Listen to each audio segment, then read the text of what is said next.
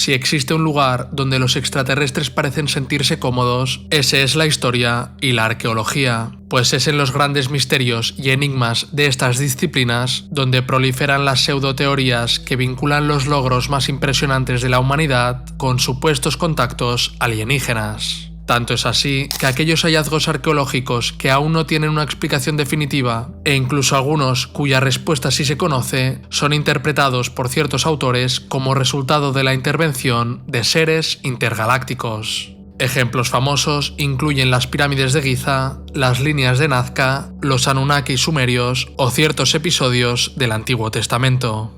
Estas teorías que relacionan a los extraterrestres con nuestro pasado se engloban en lo que se conoce como la hipótesis de los antiguos astronautas o hipótesis del paleocontacto. Se trata de una hipótesis pseudohistórica, es decir, sin respaldo científico ni evidencia histórica que la respalda, la cual sostiene que los extraterrestres visitaron la Tierra en el pasado y que tuvieron un papel decisivo en el origen y desarrollo de las culturas humanas, la tecnología y las religiones. En otras palabras, esta hipótesis sostiene que el surgimiento de la civilización humana no habría sido posible sin la intervención de seres alienígenas. Una variante común de estas ideas sugiere que, si no todas, al menos una gran mayoría de las deidades de las religiones habidas y por haber serían en realidad extraterrestres y que las tecnologías con las que contaban fueron interpretadas por los humanos como prueba de su condición divina. Lo cierto es que estas propuestas se han popularizado, sobre todo en la segunda mitad del siglo XX, debido a las obras de autores como Erich von Däniken, Zecharia Sitchin, Robert Charroux, Louis Boels, Jacques Verrier y Philip Coppens, entre otros. Hoy en día, estas teorías continúan proliferando y popularizándose gracias a Internet, las redes sociales y la falta de pensamiento crítico. En cualquier caso, estas hipótesis son consideradas pseudociencia por la comunidad académica de historiadores y arqueólogos, ya que no se basan en evidencias verificables y dependen únicamente de suposiciones. Además, cuando sus defensores presentan pruebas a favor de sus creencias, estas suelen estar distorsionadas o incluso fabricadas. Algunos autores y académicos también señalan que las teorías de los antiguos astronautas poseen connotaciones racistas, al menospreciar sobre todo los logros y capacidades de las culturas indígenas. Pero, ¿y si te dijera que existen objetos históricos reales con un origen extraterrestre demostrado? Lo cierto es que se han encontrado numerosos artefactos cuyos materiales, según las evidencias científicas, no provienen de la Tierra. Algunos de estos artefactos tienen más de 4.000 años y se han encontrado en lugares tan diversos como la tumba de Tutankamón en Egipto, la Sagrada Kaaba de la Meca, el Tíbet e incluso en la inhóspita y gélida Groenlandia.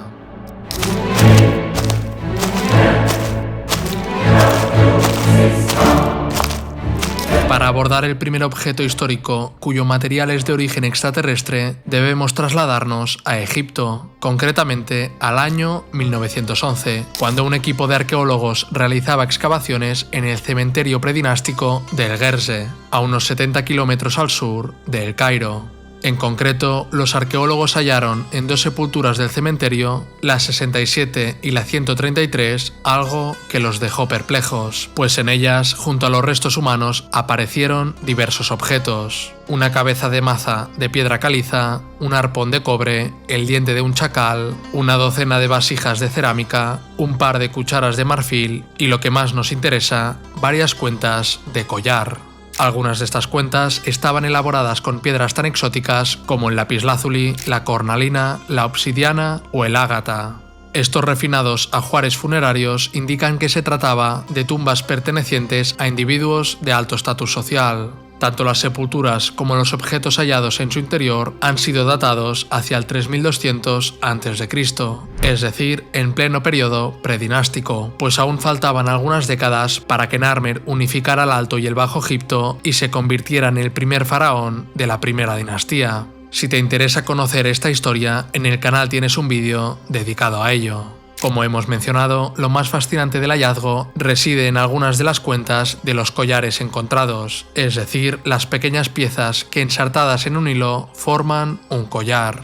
En concreto, 9 de estas cuentas, 7 procedentes de la tumba 67 y 2 de la 133, estaban fabricadas con un material que no tenía origen terrestre. Se trataba de hierro, algo que a primera vista no parece nada extraordinario.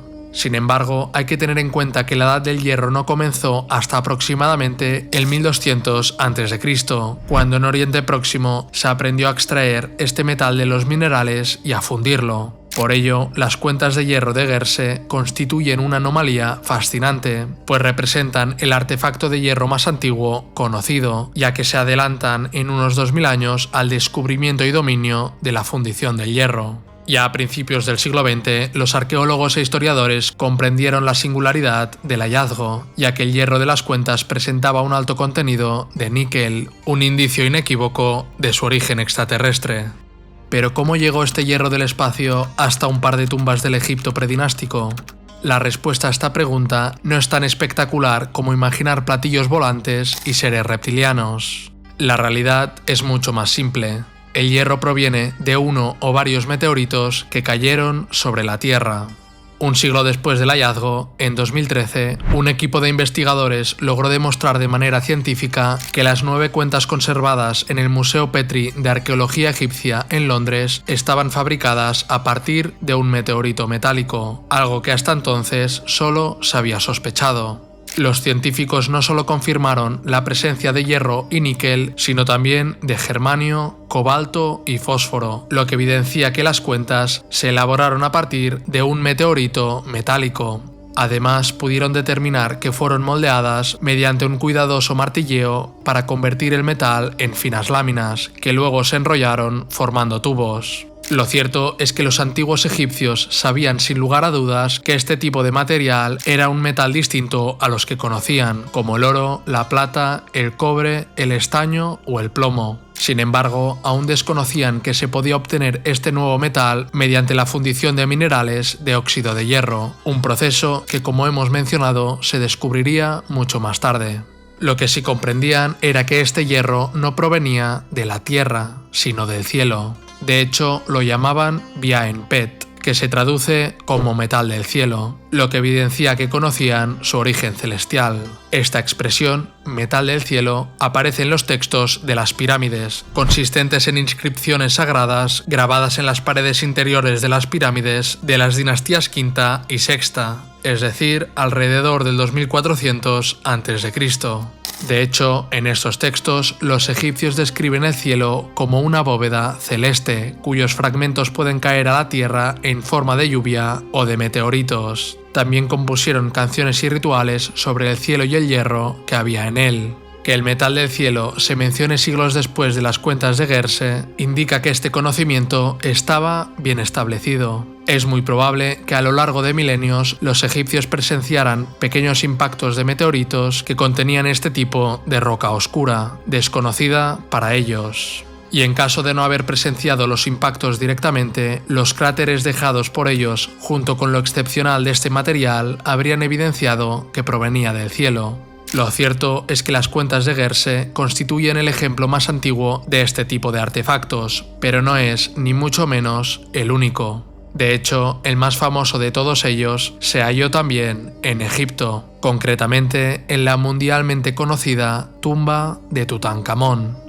Era el 4 de noviembre de 1922 cuando el arqueólogo británico Howard Carter hizo un hallazgo extraordinario, pues encontró una tumba real intacta en el Valle de los Reyes. Sin embargo, no fue hasta el 26 de noviembre, cuando su mecenas Lord Carnarvon llegó a Egipto, que Carter pudo entrar en ella. Al momento de abrir la tumba, Carnarvon le preguntó a Carter si podía ver algo, a lo que éste respondió: sí, cosas maravillosas.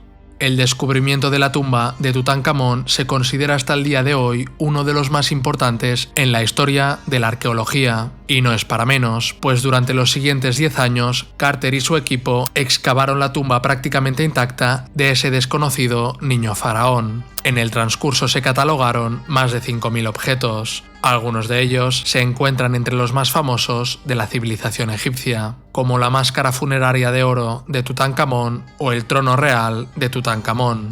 Sea como fuere, en 1925, durante el estudio de la momia del joven faraón, Carter y su equipo encontraron un objeto sorprendente, una daga de 35 centímetros de longitud, conocida actualmente como la daga de hierro de Tutankamón. Esta daga no era ni mucho menos una daga normal y corriente. Howard Carter describió este fascinante hallazgo en su obra La tumba de Tutankamón. Junto al faldellín, a lo largo del muslo derecho, y según mi opinión, perteneciendo a la misma faja del faldellín, había una daga única y extraordinaria, enfundada en un escarabeo de oro. Su empuñadura era de oro granulado, adornado a intervalos con bandas de cristal de roca coloreada, encajado al cloisonné. Pero lo más asombroso y el rasgo más excepcional de esta arma es que su hoja estaba hecha de hierro, todavía brillante y parecido al acero. Lo fascinante de la daga de hierro de Tutankamón no se debía únicamente a su calidad o a los finos detalles de su elaboración, sino también a su contexto histórico, pues hasta la fecha no existen pruebas arqueológicas de fundición sistemática de hierro en Egipto antes del siglo VI a.C., mientras que la tumba de Tutankamón y su ajuar funerario datan del siglo XIV a.C. Recordemos que Tutankamón fue un faraón de la 18ª dinastía que gobernó entre el 1334 y el 1325 a.C. En consecuencia, durante su momificación, Egipto se encontraba aún en plena edad del bronce, una época en la que el trabajo del hierro era extremadamente raro y no se conocía aún su extracción y fundición. De hecho, los escasos objetos de hierro de aquella época se utilizaban principalmente con fines ornamentales, rituales, ceremoniales o como símbolos de poder, y el hierro del que estaban hechos se obtenía de estas piedras tan extrañas caídas del cielo. Por esta razón, el hierro era considerado más valioso que el oro y la plata, lo que hace que la daga de Tutankamón sea un hallazgo verdaderamente excepcional. Entonces, ¿cómo es posible que exista una daga de hierro en la tumba de Tutankamón? La explicación resulta evidente. Al igual que ocurrió con las cuentas de Guercé, la daga no está hecha de hierro común, sino de hierro meteórico. Desde la década de 1960 se ha reconocido que el alto contenido de níquel en la hoja de la daga es un indicio claro de su origen meteórico.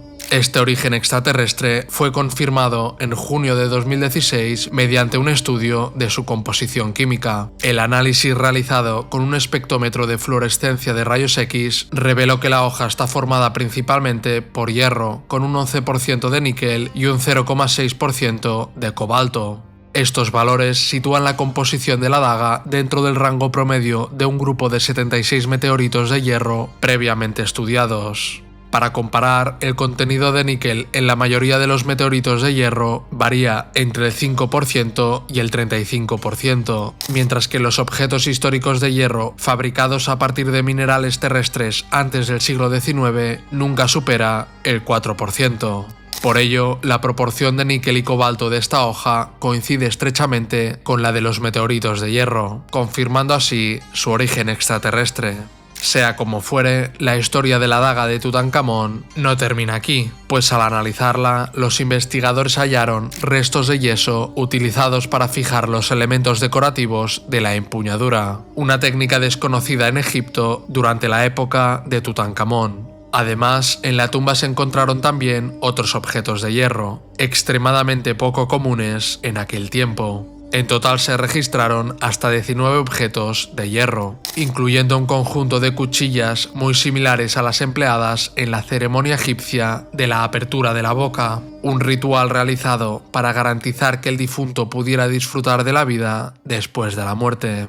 Los demás objetos de hierro fueron envueltos con la momia de Tutankamón. Estos incluyen un reposacabezas en miniatura guardado dentro de la mascarilla mortuoria dorada, un amuleto unido a un brazalete de oro y la famosa daga con mango de oro. Lo curioso es que todos fueron fabricados con métodos relativamente rudimentarios, a excepción de la hoja de la daga, que fue claramente elaborada por expertos con minucioso detalle. Todo esto ha llevado a los investigadores a afirmar que esta magnífica arma tiene con toda probabilidad un origen extranjero, ya que los egipcios de la época no dominaban la técnica para trabajar el hierro con tal precisión. Entonces, si la daga de hierro meteórico de Tutankamón no fue forjada en Egipto, ¿en qué lugar se forjó? Lo cierto es que los investigadores creen tener una respuesta gracias a la correspondencia diplomática de la época, en concreto gracias a las cartas de Amarna, un archivo de tablillas de arcilla que contiene principalmente comunicaciones diplomáticas entre la administración egipcia y otros reinos como Canaán, Amurru, Mitanni y Babilonia y estados vasallos en Siria. Estas cartas fueron descubiertas en la ciudad de Amarna, la capital fundada por el faraón Akenatón, padre de Tutankamón. Entre las cartas de Amarna se encuentran misivas enviadas por monarcas extranjeros a Amenhotep III y a su hijo Akenatón. En particular, en una de estas tablillas se menciona una daga de hierro que Amenhotep III, abuelo de Tutankamón, recibió como regalo del rey Tushratta de Mitanni, un antiguo reino situado en el norte de la actual Siria. La carta destaca la importancia del regalo como símbolo de alianza y respeto entre ambos monarcas. Este tipo de intercambios era habitual entre reyes de la época para fortalecer relaciones políticas. Esta correspondencia posee un gran valor histórico, ya que según los investigadores, la tecnología para el procesamiento del hierro y el uso del yeso de cal ya estaban extendidos en la región de Mitanni y en el territorio hitita en aquella época. Por ello, las cartas de Amarna podrían constituir una prueba escrita que sugiere que la daga de hierro de Tutankamón fue traída desde fuera de Egipto. Además, como ya hemos mencionado, la daga de hierro entregada a Amenhotep III como regalo diplomático era, con gran probabilidad, de hierro meteórico, puesto que las evidencias indican que las técnicas de fundición del hierro aún no se conocían en ese momento. En este sentido, las cartas de Amarna parecen demostrar, por tanto, que el hierro meteórico era un material de enorme prestigio, hasta el punto de adquirir un valor diplomático y ser utilizado como obsequio entre los reyes de los grandes reinos de la época. Por todo ello, los investigadores sugieren que la daga de Tutankamón pudo haber sido una herencia dinástica, legada por su abuelo Amenhotep III, quien a su vez la habría recibido como regalo diplomático del rey de Mitanni. Cabe destacar que muy cerca de la región de Mitanni se han encontrado varios artefactos fabricados con hierro meteórico en distintas épocas. Entre ellos destaca un hallazgo realizado en Alachahoyuk, un importante yacimiento arqueológico situado en Anatolia Central, en la actual Turquía. El sitio, excavado principalmente durante la década de 1930, es conocido por las denominadas tumbas principescas del Bronce Antiguo y está fechado entre el 2500 y el 2300 a.C. En una de estas tumbas, concretamente la tumba K, se descubrió una daga de hierro, conocida hoy como la daga de Alachahoyuk. Estas tumbas pertenecían a miembros de la élite gobernante de la región de Ati, territorio que con el tiempo daría origen al imperio hitita. Los análisis de la composición del metal confirman que la daga fue elaborada con hierro meteórico. Al igual que la daga de Tutankamón, la daga de Alachahoyuk fue hallada dentro de la cámara funeraria junto al cuerpo, formando parte del ajuar del difunto y acompañada de objetos de gran prestigio como joyas de oro y plata, estandartes solares de bronce, armas ceremoniales y vasijas rituales. Este contexto evidencia que no se trataba de un arma común, sino de un objeto asociado al estatus y el poder. La daga probablemente simbolizaba autoridad, protección ritual y una conexión con lo divino, dado que estaba fabricada con un metal considerado caído del cielo. Cabe recordar que hacia el 2500 a.C. aún faltaban más de 13 siglos para que el ser humano aprendiera a trabajar el hierro extraído de la tierra. Antes de continuar con otros objetos elaborados con hierro meteórico, conviene comprender por qué este metal es tan distinto del hierro terrestre. Además, surge una pregunta fundamental. ¿Con qué frecuencia impactan meteoritos metálicos en la Tierra? ¿Cuál es la probabilidad real de encontrar este tipo de material? La principal diferencia entre el hierro meteórico y el hierro terrestre radica en su origen. El hierro de los meteoritos se formó en el espacio, en el interior de antiguos asteroides, donde el hierro y el níquel se fundieron y mezclaron de forma natural cuando estos cuerpos aún estaban calientes. Por esta razón, el hierro meteórico siempre contiene una proporción significativa de níquel. En cambio, el hierro que utilizamos en la Tierra procede de minerales de la corteza terrestre, como la hematita o la magnetita, que son óxidos de hierro, y no hierro metálico puro. Estos minerales contienen cantidades muy bajas de níquel. Esto se debe a que durante la formación del planeta, el hierro y el níquel también estaban mezclados. Sin embargo, la mayor parte del níquel se hundió hacia el núcleo terrestre, al igual que buena parte del hierro, dejando la corteza prácticamente desprovista de estos metales en estado puro.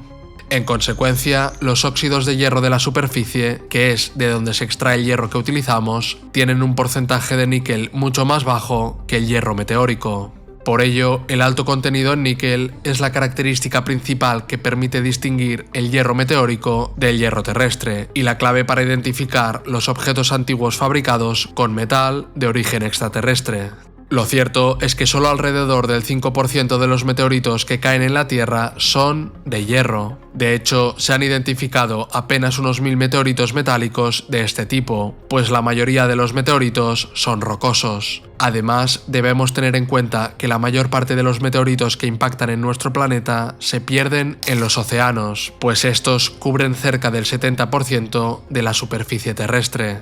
Los meteoritos de hierro suelen ser relativamente pequeños, con tamaños que van desde una canica o una nuez hasta una fruta, y la mayoría de ellos pesan entre unos pocos gramos y algunos kilos. Sin embargo, también se han hallado meteoritos metálicos de mayor tamaño, que alcanzan decenas o incluso cientos de kilos. En casos muy excepcionales se han descubierto auténticos gigantes de hierro, con pesos de varias decenas de toneladas. El ejemplo más famoso es el meteorito de Jova, encontrado en Namibia en 1920. Se trata de un enorme bloque de hierro meteórico de 2,7 metros de largo, 2,7 metros de ancho y 90 centímetros de altura, con un peso aproximado de 66 toneladas, lo que lo convierte en el meteorito que se conserva intacto más grande y pesado del mundo, y en la pieza de hierro natural más grande conocida en la superficie de la Tierra.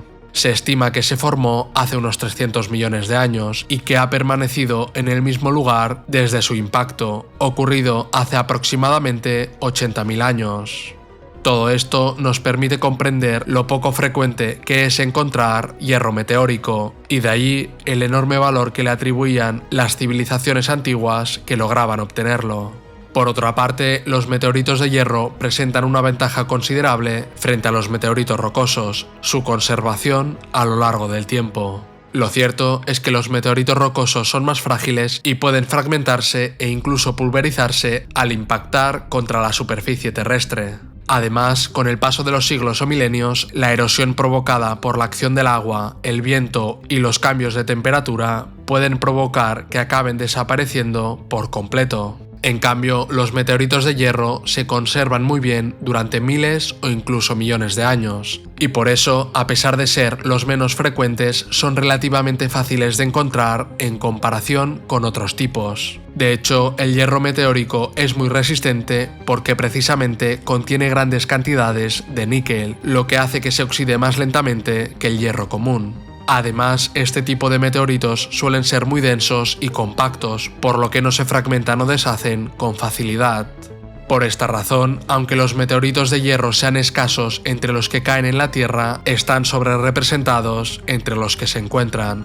Su durabilidad, su peso notable y su aspecto metálico los hacen más visibles y los preservan durante épocas geológicas enteras, especialmente en desiertos o regiones áridas. Aclarada esta cuestión, viajemos ahora al Tíbet, donde entre 1938 y 1939 tuvo lugar una expedición nazi en que se realizó el hallazgo de una fascinante estatua budista. La misión estuvo encabezada por el zoólogo alemán Ernst Schäfer y fue organizada bajo el patrocinio de Heinrich Himmler, jefe de las SS. El objetivo principal de la expedición era demostrar científicamente las teorías raciales y míticas del nazismo. Lo cierto es que los nazis sostenían la creencia de que la llamada raza aria no se había originado en Europa, sino en una civilización primigenia ubicada en Asia Central o en el propio Tíbet. Por esta razón, buscaban evidencias físicas como cráneos, rasgos faciales o medidas corporales que respaldaran dicha idea. Durante la expedición, sus miembros midieron a cientos de tibetanos, realizaron moldes de rostros y recopilaron datos antropométricos, que hoy se consideran un ejemplo más del racismo pseudocientífico del régimen nazi.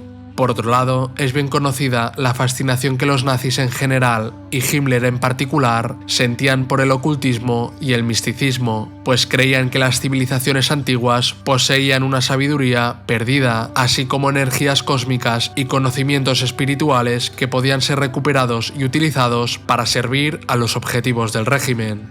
En cualquier caso, durante esta expedición al Tíbet se descubrió un artefacto verdaderamente enigmático: el hombre de hierro del Tíbet, una estatua budista de 24 centímetros de altura y aproximadamente 10 kilos de peso. La figura representa a Vaisravana, conocido también como Kubera en la tradición india. Se trata de una de las deidades más importantes del panteón budista y en particular del budismo tibetano. Vaisravana es un dios guerrero y protector y forma parte de los 4 reyes celestiales, es decir, los guardianes de los puntos cardinales. A él le corresponde la protección del norte. Resulta especialmente llamativo que la estatua lleva grabada una esvástica en el pecho. Conviene aclarar que en diversas religiones asiáticas este es un símbolo ancestral muy común que se asocia con la buena fortuna, la eternidad y la armonía universal. En el budismo en particular, la esvástica representa el orden cósmico y la armonía del universo, es decir, el equilibrio natural de todas las cosas. Por lo tanto, dentro de este contexto religioso, el símbolo no tiene ninguna connotación negativa, más bien todo lo contrario. De hecho, el término esvástica proviene del sánscrito svástika, que significa literalmente muy auspicioso, feliz, con éxito o buena suerte, entre otros significados similares. Sea como fuere, los nazis trasladaron la estatua a Alemania, donde pasó a formar parte de una colección privada y permaneció en el olvido durante décadas. No fue hasta 2007, cuando salió a subasta, que se volvió a tener noticia de ella. El nuevo propietario decidió mostrársela a Elmar Buchner, profesor de la Universidad de Stuttgart, quien advirtió de inmediato que el material con el que estaba hecha procedía de un meteorito. Lo cierto es que Buchner no se equivocaba, pues análisis posteriores confirmaron que el hierro de la estatua era rico en níquel y cobalto. Además, se descubrió que pertenecía a un raro tipo de meteorito conocido como ataxita, una variedad extremadamente poco común en la Tierra. De hecho, los meteoritos de este tipo representan apenas el 1% de los meteoritos de hierro y solo el 0,1% del total de meteoritos conocidos. Los investigadores alemanes y austriacos que colaboraron con Buchner consideran que la estatua fue tallada a partir de un fragmento del meteorito Chinga, que cayó hace unos 15.000 años en la región fronteriza entre el este de Siberia y Mongolia. Según los investigadores, aunque los restos de este meteorito fueron descubiertos oficialmente en 1913 por exploradores que buscaban oro, el fragmento utilizado para esculpir la estatua habría sido recogido muchos siglos antes. El meteorito Chinga es un meteorito metálico de tipo ataxita extraordinariamente rico en níquel que impactó en la región limítrofe entre Siberia, Mongolia y las montañas de Altai, al final de la última glaciación. El choque fragmentó el cuerpo original en múltiples piezas que se dispersaron por una extensa zona de Asia Central. Hasta la fecha se han recuperado alrededor de 250 fragmentos de este meteorito, con pesos que van desde unos pocos cientos de gramos hasta más de 20 kilogramos, sumando un total aproximado de 209 kilos. La mayoría de estos fragmentos fueron hallados en el valle del río Chinje, de ahí el nombre que recibe. Sea como fuere, los investigadores creen que el hombre de hierro fue creado por la cultura tibetana Bon en el siglo XI, aunque no existe un consenso definitivo sobre la fecha exacta de su elaboración. De todas formas, es sorprendente la extraordinaria habilidad con la que fue tallada la estatua, especialmente si se tiene en cuenta la dureza del material, lo que demuestra un notable conocimiento técnico por parte de quienes la crearon. En cualquier caso, el hombre de hierro es solo uno más de los muchos artefactos fascinantes realizados con hierro procedente del espacio. Pero ahora viajemos a Groenlandia, uno de los lugares más inhóspitos del planeta, que sin embargo tampoco ha escapado a la presencia del hierro meteórico. Antes de nada, conviene introducir un breve contexto para comprender mejor el siguiente hallazgo. Hacia el siglo XII de nuestra era, los inuit migraron desde Canadá hacia Groenlandia y pronto se expandieron por la región, donde ya existía la cultura Dorset, que desapareció debido a diversos factores apenas un par de siglos después de la llegada de los inuit. Durante su asentamiento, los inuit encontraron en Savissivik una roca extraña, oscura y gigantesca, a la que llamaron Anigito, que en Inuktitut, el idioma de los inuit, significa la tienda, debido a que su forma recuerda precisamente a una tienda. En realidad, Anigito es un fragmento de un meteorito de hierro que impactó la Tierra hace unos 10.000 años. Se trata del tercer meteorito metálico más grande del mundo, con un peso total de 31 toneladas. En realidad, Anigito es únicamente el fragmento más grande de varios hallados del mismo meteorito, conocido como meteorito de Cape York o meteorito Inaanganek. Los otros fragmentos localizados son Akpalilik o el hombre de 20 toneladas, la mujer de 3 toneladas, el perro de 407 kilos, Tunorput de 250 kilos, Savik I de 3,4 toneladas, Thule de 48,6 kilos y Savik II de 7,8 kilos.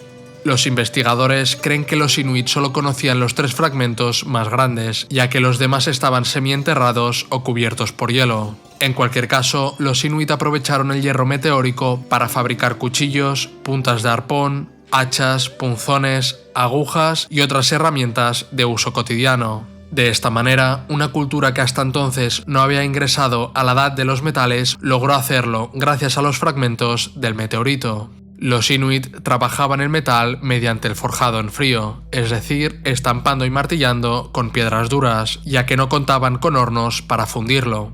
Aunque no sabían que se trataba de rocas caídas del espacio, les otorgaron un significado sagrado, pues reconocían su naturaleza única en un paisaje tan monótono como el del Ártico.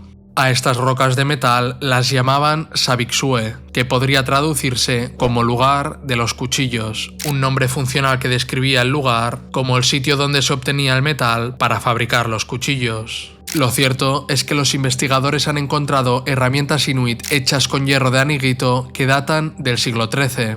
Algunos estudios sugieren incluso que la cultura Dorset, que habitaba la región antes de la llegada de los inuit, podría haber usado hierro meteórico, aunque hasta ahora no existen evidencias que lo confirmen. Lo que sí es evidente es que durante siglos el hierro meteórico formó parte del día a día de los inuit. Sea como fuere, a partir de los siglos XVIII y XIX, los inuit dejaron de utilizar el hierro meteórico, ya que el contacto creciente con los europeos impulsó el intercambio de bienes y comenzaron a llegar de Europa cuchillos, clavos, agujas y otras herramientas de hierro y acero mucho más fáciles de conseguir y de trabajar. Por otra parte, las primeras noticias en Europa sobre la existencia de estos meteoritos comenzaron a circular en la comunidad científica en 1818. Entre ese año y 1883 se realizaron 5 expediciones para localizar la fuente de hierro, pero ninguna de ellas tuvo éxito. Finalmente, en 1894, el explorador estadounidense Robert Peary logró encontrar los meteoritos. Durante 3 años, ideó y organizó el transporte de estas enormes piezas en barcos, y tras muchos esfuerzos, lo consiguió.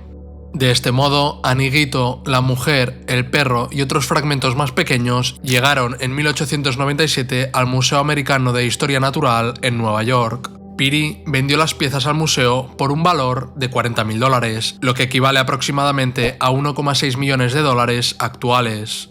Hoy en día, estos fragmentos siguen en exhibición, aunque este hecho se considera un ejemplo evidente de expolio colonial.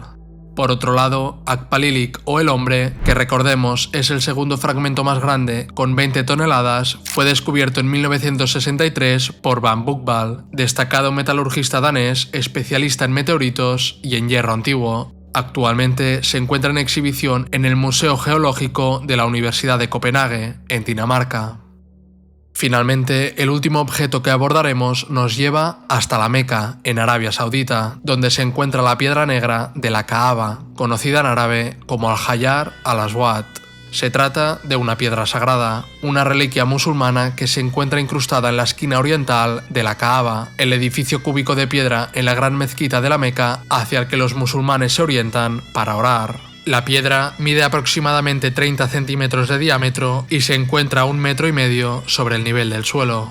Durante el tawaf, el ritual en el que los peregrinos rodean la Kaaba 7 veces como parte del Yaj o peregrinación a la Meca, muchos intentan, si las circunstancias lo permiten, detenerse para besar la piedra negra, emulando el beso que le dio el profeta Mahoma. En cualquier caso, la piedra negra de la Kaaba es uno de los objetos más antiguos y cargados de simbolismo del mundo islámico, aunque su historia se remonta a mucho antes del surgimiento del Islam. Desde tiempos remotos, la Kaaba ya era un santuario sagrado para los pueblos de Arabia, pues era un espacio de peregrinación, tregua y encuentro entre tribus. En ese periodo, la Kaaba albergaba la veneración de numerosos dioses, ya que las tribus árabes practicaban el politeísmo.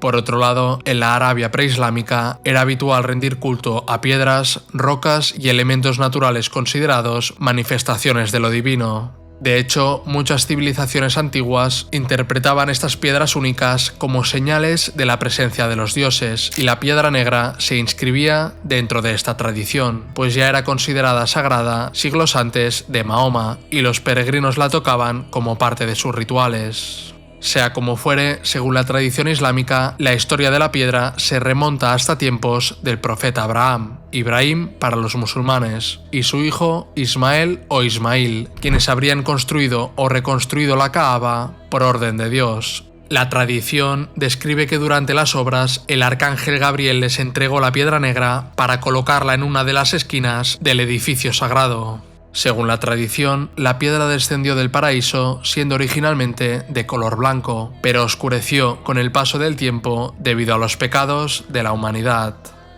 Con el transcurso de los siglos, la Kaaba fue reconstruida en varias ocasiones debido a inundaciones y daños recibidos. Poco antes del surgimiento del Islam, las tribus de la Meca entraron en conflicto por quién tendría el honor de colocar la piedra negra en la nueva Kaaba reconstruida. Según la tradición islámica, la disputa estuvo a punto de desencadenar una guerra, hasta que se acordó dejar la decisión en manos del primer hombre que entrara al recinto sagrado. Este hombre fue Mahoma, quien aún no era profeta, pero sí era reconocido por ser un hombre íntegro, justo y honesto. Con ingenio, Mahoma colocó la piedra sobre una tela y permitió que todas las tribus la levantaran juntas, para luego colocarla él mismo en su sitio. Este acto pasó a la memoria colectiva como un ejemplo de sabiduría y justicia. Tras el surgimiento del Islam, Mahoma purificó la Kaaba de los ídolos y la consagró únicamente al culto de un único Dios. La piedra negra permaneció en su lugar, no como objeto de adoración, sino como símbolo de la alianza de Abraham con Dios y de la continuidad de la fe monoteísta. Durante el Hajj o peregrinación, Mahoma realizaba el tawaf, consistente en dar 7 vueltas alrededor de la Kaaba. En ese ritual, cuando llegaba a la piedra negra, la tocaba o la besaba como muestra de reverencia y respeto hacia lo que representa, el pacto de Abraham con Dios. Esta práctica se convirtió en tradición entre los musulmanes que realizan el tawaf, quienes si tienen oportunidad intentan tocar o besar la piedra negra imitando el gesto de Mahoma. Sea como fuere, a lo largo de la historia, la piedra negra también sufrió episodios dramáticos. Por ejemplo, en el año 930 fue robada por los cármatas y permaneció fuera de la Meca durante 23 años. Cuando finalmente fue devuelta, estaba fragmentada en 7 piezas. Hoy en día, esos fragmentos están unidos mediante una resina y sostenidos por un marco de plata. De esta forma, la piedra negra representa un puente entre épocas, pues une las creencias antiguas de Arabia, la tradición abrahámica y el Islam. Lo interesante del caso es que según la tradición musulmana, la piedra negra fue entregada a Abraham por el arcángel Gabriel, quien la trajo del paraíso. Este relato ha llevado a muchos investigadores a pensar que podría tratarse de la mitificación de la caída de un meteorito. Según esta interpretación, la piedra negra sería en realidad un fragmento de roca caída del espacio, interpretado por los árabes y posteriormente por los musulmanes como un objeto divino proveniente del paraíso. Sea cual sea su origen, hoy en día no es posible comprobarlo científicamente, ya que no se permite realizar ningún tipo de análisis o prueba sobre ella. Esto se debe a que la piedra negra es un objeto sagrado para millones de personas, siendo este un caso similar al de las reliquias de santos veneradas en iglesias y catedrales cristianas. Sin embargo, muchos historiadores y científicos consideran plausible que la piedra negra sea un meteorito. En las culturas antiguas era habitual venerar piedras que se creía que habían caído del cielo, ya que los meteoritos eran interpretados como señales divinas. Este tipo de objetos solía convertirse en centros de culto, y la Arabia preislámica no fue una excepción. De hecho, las características visibles de la piedra podrían encajar con aquellas propias de un meteorito. No obstante, existen otras teorías. Algunos expertos sugieren que podría tratarse de roca volcánica, basalto, obsidiana, ágata o algún tipo de piedra del desierto que fue pulida por el contacto humano a lo largo de los siglos. Lo cierto es que sin estudios científicos directos, todas estas hipótesis permanecen abiertas y ninguna puede confirmarse con certeza. Y aunque la idea del meteorito es la más difundida y popular, lo más correcto es afirmar que el origen físico de la piedra negra sigue siendo un misterio. En cualquier caso, todos estos artefactos históricos representan solo algunos de los ejemplos más conocidos de los muchos objetos existentes hechos con hierro meteórico que se han encontrado en todo el mundo, pues prácticamente en todos los rincones del planeta se han hallado herramientas y objetos ceremoniales realizados con metal extraterrestre. Por ejemplo, en Namibia, el pueblo Nama utilizó fragmentos del meteorito Gibeon durante siglos para fabricar herramientas y puntas de lanza y flecha. En China, durante la dinastía Shang, se han documentado varias hachas de hierro meteórico datadas alrededor del 1400 a.C. En la antigua Mesopotamia, entre sumerios y acadios, el hierro que caía del cielo era considerado un material sagrado, utilizado para crear objetos rituales mucho antes de que se desarrollara la metalurgia del hierro terrestre. Al igual que los egipcios, le dieron un nombre propio a este metal excepcional, ámbar, que significa literalmente metal del cielo. En el Medio Oriente, concretamente en Siria, también se han encontrado hachas y joyas hechas con hierro meteórico. Incluso algunas civilizaciones de Mesoamérica y los Andes lo utilizaron, principalmente para objetos ceremoniales y rituales, aunque los ejemplos en estas regiones son extremadamente escasos. Hoy en día, el hierro meteórico sigue utilizándose, pero de manera muy limitada. Se emplea principalmente para fabricar cuchillos de cocina de diseño, anillos de boda, collares y otras joyas artesanales, así como pequeñas esculturas y objetos artísticos. Lo cierto es que trabajar el hierro meteórico es complicado, pues es frágil y difícil de manipular debido a su alto contenido de níquel.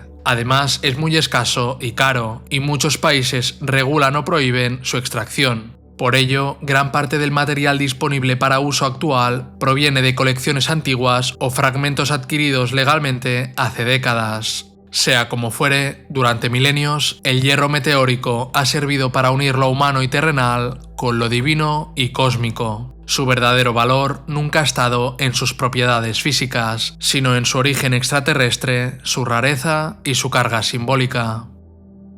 ¿Y tú, si tuvieras la oportunidad de poseer un objeto fabricado con hierro de origen extraterrestre, cuál elegirías y por qué? Muchas gracias por ver el vídeo hasta el final. Si te ha gustado, puedes dejar un me gusta, escribir un comentario y suscribirte al canal para no perderte futuras entregas. Nos vemos en el siguiente vídeo. ¡Hasta la próxima!